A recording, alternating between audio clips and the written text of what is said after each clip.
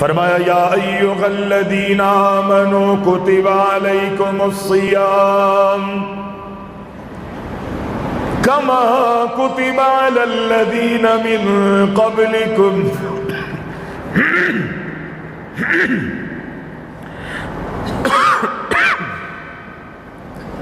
کما کتب علی الذین من قبلکم لعلکم تتقون۔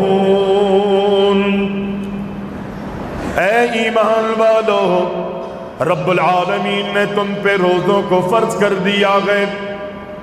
یہ روزوں کی غرض و غایت رب العالمین خود ہی قرآن میں بیان کر رہا ہے۔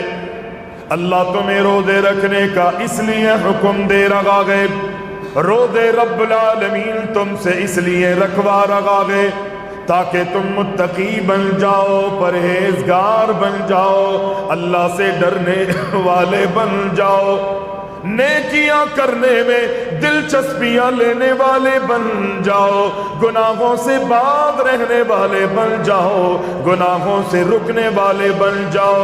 رب العالمین فرماتا ہے یہ رمضان کا مہینہ آیا ہے، دن اور ایام اور راتیں اس میں آئیں گی، یہ ساری زندگی رمضان نے نہیں رکھنا۔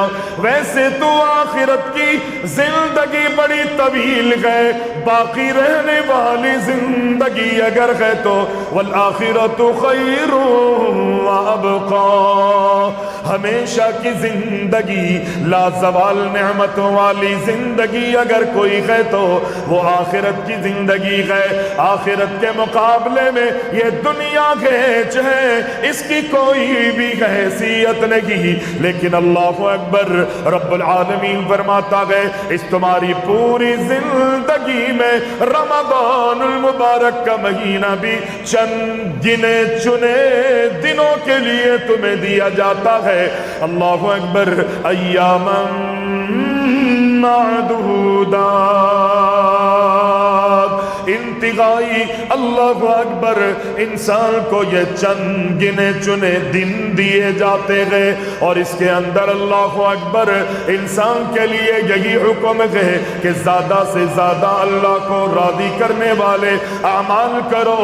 اللہ کے نبی علیہ السلام سے پوچھا گیا، صحابہ نے بھی اس کی وضاحتیں بڑے بہترین انداز میں فرمائی کہ بہترین ویسے تو صدقہ صدقہ ہے، اللہ کے راستے میں جب انسان کچھ دیتا ہے، رب العالمین زندگی میں آنے والی وباؤں سے، بلاؤں سے، مصیبتوں سے، آفات سے، اور صرف زندگی میں آنے والی ہی وبائیں بلائیں ہی نہیں بلکہ آخرت میں بھی رب العالمین اپنی پکڑ سے محفوظ کر دیتا ہے۔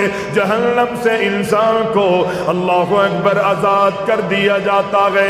اللہ کے پیارے محبوب اللہ اکبر اس کی وضاحت بھی فرماتے ہیں، صحابہ نے بڑی وضاحتیں کی گئے۔ پوچھا گیا بہترین صدقہ کن دنوں میں دینا چاہیے، افضل ترین صدقہ کون سا ہے؟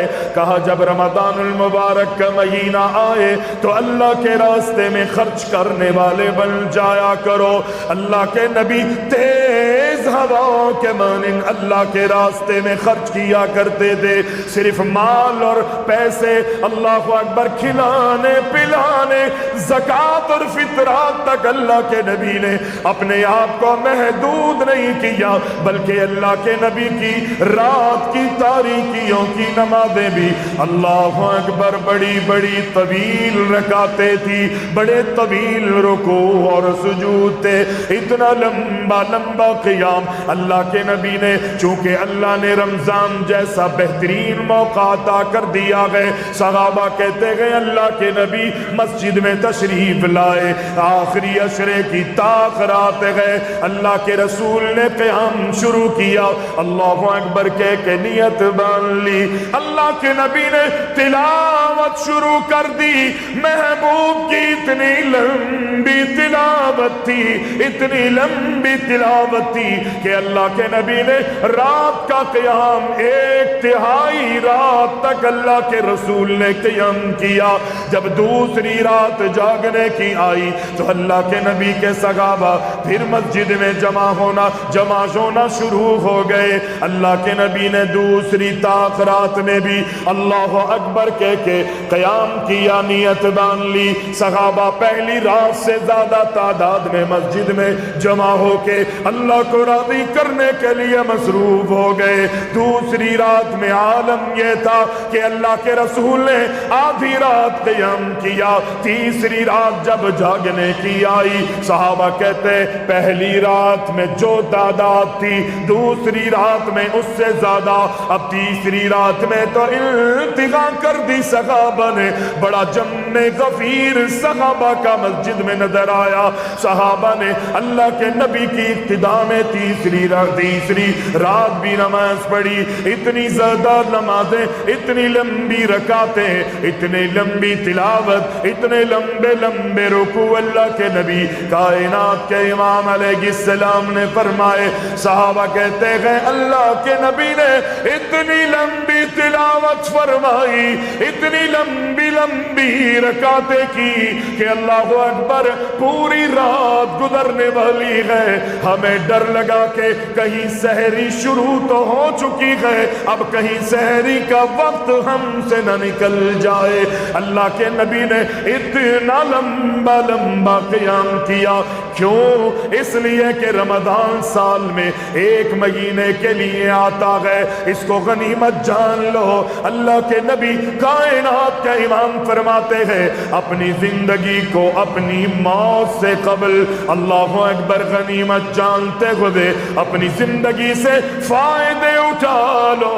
اور بھی اللہ کے رسول نے ان چیزیں اس حدیث میں ذکر فرمائے کہ اللہ کے نبی فرماتے ہیں جوانی تمہاری زندگی میں آئے گی, تم نے بڑھاپا بھی دیکھنا ہے. آج جوان ہو, ہاتھ پیروں میں قوت ہے, ہاتھ پیروں میں طاقت ہے, اللہ نے وسعتیں عطا فرمائی, فراوانیاں قوتیں عطا فرمائی ہے. اللہ کے نبی فرماتے ہیں اپنی جوانی کو بڑھاپے سے پہلے غنیمت جانتے ہوئے جوانی میں اللہ کی عبادت کر لو, اس لیے کہ اللہ کو جوانی کی عبادتیں پسند ہے. اگر ہمت ہے, قوت ہے, جوانی میں تم عبادت کرو گے, بڑھاپے میں تم سے اگر عبادت نہ بھی ہو سکی تو جو جوانی میں عبادت کی ہے بڑھاپے میں مجبوری میں, معذوری میں, کمزوری اور بیماریوں میں تم نمازیں اللہ کو راضی کرنے والے اعمال نہ بھی کر سکو گے تو اللہ فرشتوں کو کہے گا وہ ساری عبادتیں جو جوانی میں اس نے کی تھی آج بڑھاپے میں بھی اس کے کھاتے میں جوانی کی عبادتیں لکھ دو.